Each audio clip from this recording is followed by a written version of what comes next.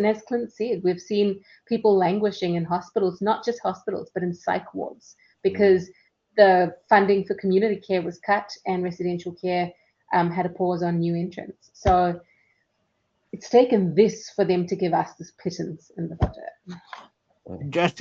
Just to finish, I know you and you and I have been doing our bit, Priyanka. But before we let you go, what do people, as well as us, keep on fighting? You and I.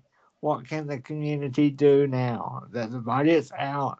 That we found out we're only getting 119 million on top of what we already had.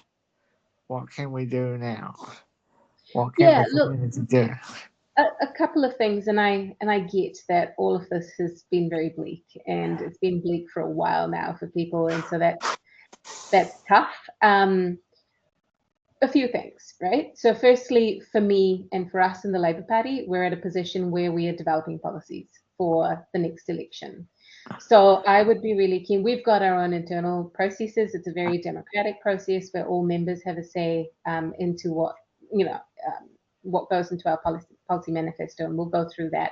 But equally, I'll be keen to hear from disabled people, carers, and our wider disability community in terms of what they want to see and what's most important for them. Because let's face it, there's going to be a lot to fix. We're not going to have a lot of money to play with, and we'll need to prioritize. So really keen to hear from people what's most important for them. That's one.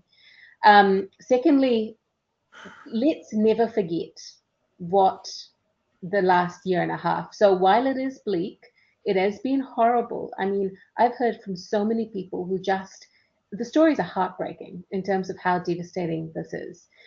Let's use that to organize and get this lot out, because finally what we need is to get back onto, and I admit things weren't perfect prior to March 18th last year, but I believe wholeheartedly that we were going in the right direction.